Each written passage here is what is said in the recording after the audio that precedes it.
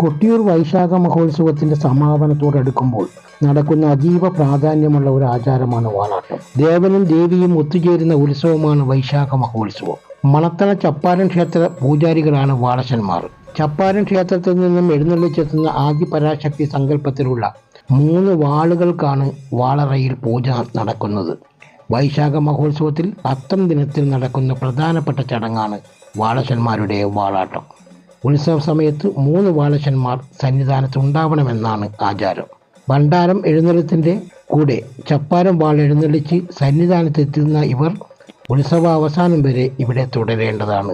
വാളശന്മാർ എന്നത് കേവലം ഒരു പദവിയല്ല, മറിച്ച് കഠിനമായ വ്രതനിഷ്ഠകളിലൂടെ കടന്നു പോകേണ്ടുന്ന ഒരു ആത്മീയ നിയോഗമാണ്.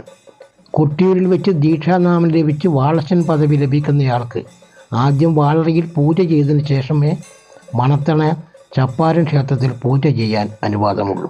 ബ്രഹ്മാവിൻ്റെ പുത്രനായ ദക്ഷൻ തൻ്റെ മകളായ സതീദേവിയെ ശിവന്റെ ഭാര്യാപദവിയിൽ നിന്നും അകറ്റാനും ശിവനെ അപമാനിക്കാനുമായി ഒരു മഹായാഗം നടത്തി. ഇത് ദക്ഷയാഗം എന്ന പേരിൽ അറിയപ്പെട്ടു. ഇതിലേക്ക് ശിവനെയോ സതിയെയോ ക്ഷണിച്ചില്ല. ക്ഷണമില്ലാതെ യാഗഭൂമിയിലെത്തിയ സതീദേവിയെ ദക്ഷൻ പരസ്യമായി അപമാനിച്ചു. ഈ അപമാനം സഹിക്കാനാവാതെ സതി യാഗാഗ്നിയിൽ ചാടി ആത്മഹത്യ ചെയ്തു. വീരമറിഞ്ഞ് ക്രുദ്ധനായ പരമശിവൻ തൻ്റെ ജട പറിച്ച് നിലത്തടിച്ചു. അതിൽ നിന്നും അതിശക്തരായ വീരഭദ്രനും ഭദ്രകാളിയും ജനിച്ചു. ദക്ഷന്റെ യാഗം മുടക്കാനും ദക്ഷന്റെ തലയിറക്കാനുമായി ശിവൻ ഇവരോട് കൽപ്പിച്ചു. ക്രോധത്തോടെ വാളുമേന്തി യാഗഭൂമിയിലേക്ക് ഇവർ പാഞ്ഞെടുത്തു.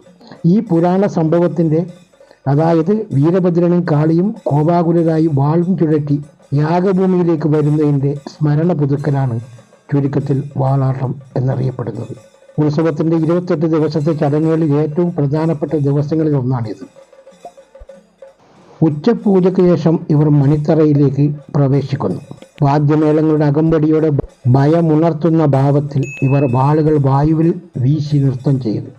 ഇത് കാണാൻ 10,000-കണക്കിന് ഭക്തരാണ് കൊട്ടിയൂരിൽ തടിച്ചുകൂടുന്നത്. വാളാട്ടം കഴിയുന്നതോടെ കൊട്ടിയൂർ ഉത്സവം അതിൻ്റെ അവസാന ഘട്ടത്തിലേക്ക് കടക്കുന്നു. അതിനുശേഷം നടക്കുന്ന പ്രധാന ചടങ്ങുകൾ ഇവയാണ്.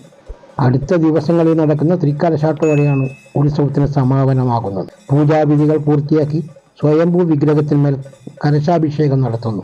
ഉത്സവത്തിന് സഹായികളായി നിന്ന് നമ്പൂതിരിമാരും മറ്റും നടത്തുന്ന ചടങ്ങാണിത്. ഇതിനെ യാത്രാക്കളി എന്ന് പറയും. ഉത്സവത്തിനായി താൽക്കാലികമായി നിർമ്മിച്ച പർണശാലകളും കുടിലുകളും പൂർണ്ണമായി പൊളിച്ചു മാറ്റും.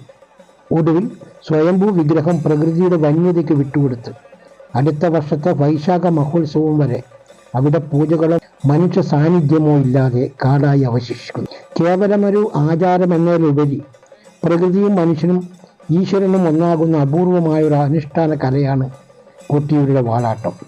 തിന്മയ്ക്കുമേൽ നന്മ നേടുന്ന വിജയത്തിൻ്റെയും ഭക്തിയുടെയും രൗദ്രഭാവത്തിൻ്റെയും പ്രതീകമായി ഇന്നും കൊട്ടിയൂരിൽ ഈ ചടങ്ങ് മാറ്റമില്ലാതെ തുടരുന്നു. ശംഭോ മഹാദേവ.